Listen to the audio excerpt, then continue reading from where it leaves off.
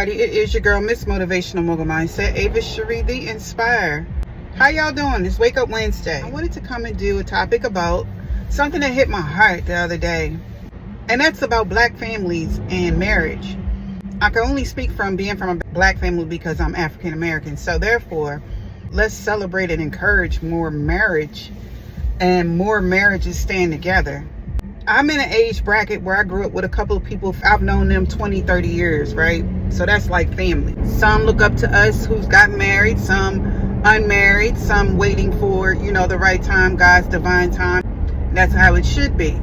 But in the background, I've noticed that in a lot of black families, there are little subtle whispers and seeds of doubt and discord and chaos sometimes being sown because they're not believers of marriage and union. And I hope that's not the mentality. But it does come out a little bit. Some type of envy, either that you are married or some type of, I'm going to give it 5-10 years tops, or I'm going to give it 15 years tops. I ain't going to lie. Since my separation December 7th of 24, I've heard a little few subtle things and I choose to dismiss it. Because I'd rather listen and be slow to listen and slow to speak and slow to respond. One, to respect what I'm going through in this season. How I'm grieving different things in this season. How the opinion of someone who hasn't touched a thing, experienced a thing, lived through a thing, can speak life into a thing they know nothing about. So I chose and choose to act like I don't hear stupidity. I've only been married one time at 40, 2 weeks after I turned 40. I've never went into a thing with an expiration date.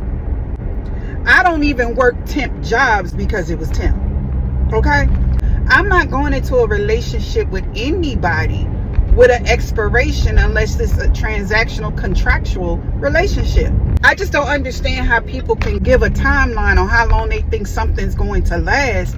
I know those types of people. You can identify them very easily, because once it's dissolved, they don't really have any encouraging, supportive, empowering, uplifting conversations with you because they spoke bad about your situation the entire time. So now that they've word cursed a thing and in their eyes manifested and it didn't work, they don't have nothing else to talk about now. They're moving on to the next person's relationship. They're moving on to the next person's situation that they can gossip about. And that's how you know. They ain't checking on you. They don't care about you. That's how you know. They've been the ones cursing your whole situation the whole time. But they didn't have any power and authority to move that thing. Especially if you didn't give them no airplay and you didn't sit and chit chat on the phone with them all the time. See, I don't give people like that no airplay. You're not going to talk my head off about something you don't know about. I chose to walk away from mine because it was toxic and very unhealthy. So after 12 years, and a lot of people that have a lot of opinions about that stuff, marriage and what you should and shouldn't do, ask them what was their longest relationship. Ask them when the last time was their longest job they committed to. Ask them, when was the last time you went out your way and served somebody? You checked on somebody, see if they need some groceries, some medications, a run to the store, some gas money. Ask them when the last time they text somebody and say, do you need anything? Can I do anything for you today? See, I live this. I do it to my kids. And they be like, Mom, what's wrong with you? They be like, why are you asking me that? Because it's in my heart. I'm led to ask that today. The last thing I'm going to do is sit up and have time to gossip and listen to other people's opinions. But black families is so funny. They have a lot of opinions about something they've never experienced. And then when your thing fails, they act like you let them down because they had you on a pedestal because they always thought you was better than them anyway.